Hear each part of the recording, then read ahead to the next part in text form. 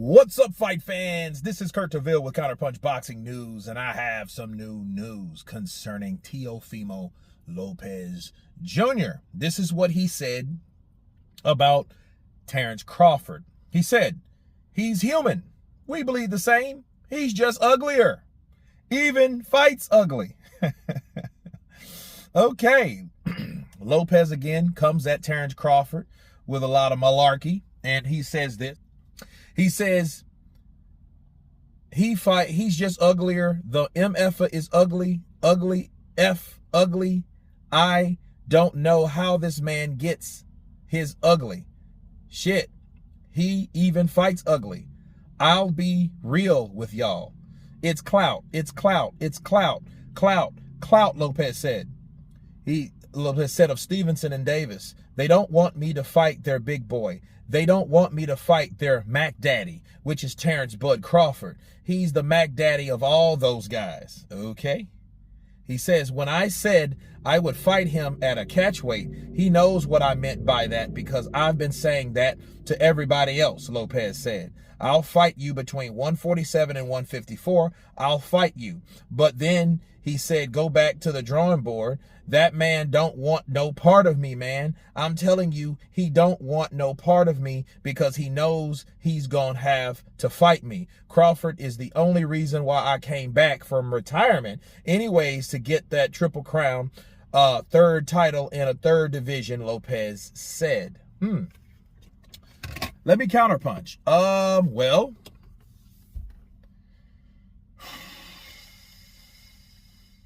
I think that's bullshit.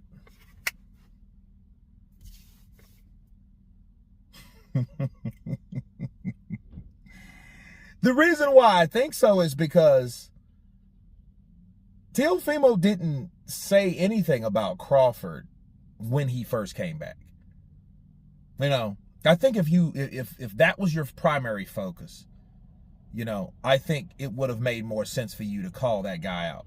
You should have made it known, like, hey, I'm coming back into the sport of boxing because I want Terence Crawford. That's the only reason. And if that was the case, why are you fighting at 140 anyhow? You shouldn't have had to fight Jermaine Ortiz because you wouldn't have fought at 140 because Terence Crawford ain't at 140. If he was your main, listen, if Terence Crawford was Teofimo's main reason for coming back to the sport of boxing, he would not campaign at 140 no more. He would have said, I'm done. I'm no more use for that thing. No more youth. And no more use for that, right? He would have campaigned at 147. He would have fought someone like Jaron Boots Ennis. Oh yeah. You know, or someone else. Yordenis Ugas. Someone that holds some type of legitimacy at 147. You know, someone. Jamal James, someone there at 147. You know, because Terence Crawford is still the unified champion at 147. So you don't say, claiming you came back to the sport of boxing to fight Terence Crawford, which you know he's a unified champion at 147, only to come back to 140. That makes no sense. You know, like I don't buy it. He talks about clout, and more clout. No, I think it's clout that you're calling out Terence Crawford because you think, well, hey, no one else calls out Terence enough since he beat the shit out of Errol Spence. And then he tried, oh, well, he only beat Spence because Spence injured. Here's my thing. This is what I want to see if that's the case. Because I think it's very, very disrespectful for both fighters, Spence and Crawford, that Teo said that. So this is what I propose, people. If Teo thinks that Terence Crawford, everyone that he fought and beat were injured, why don't you try taking them on at 147 and see how fast and how far you get with those fighters?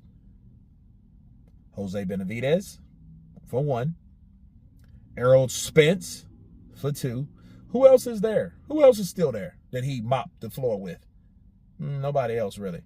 But let's start with those two because they're still around. Errol Spence is making his comeback.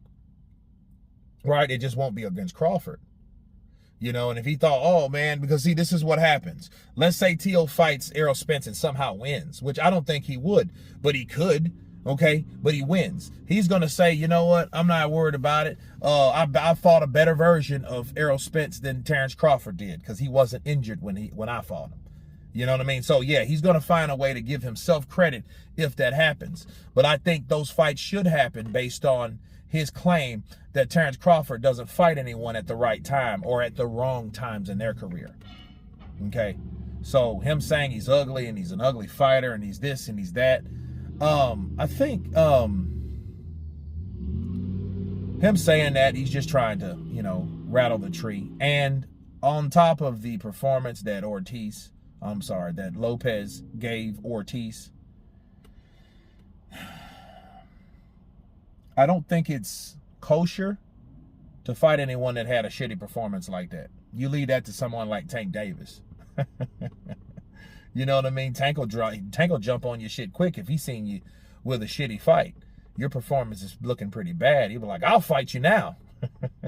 Right? So no, it's not really a big thing for or anything that really amplified the idea of Teo fighting Crawford. You know what I mean? I don't think that it's just, I think if anything at all, I think Teo does need a better performance. But like, again, if you're going to talk that talk, you got to walk that walk. You can't be at 140 talking about you want Crawford and that's the only reason you want Crawford. You gave Crawford an out by not doing what you're supposed to do against Ortiz.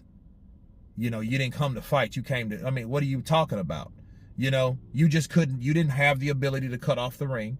This guy was moving, and if all he was doing was moving, you should have found a way to stop him.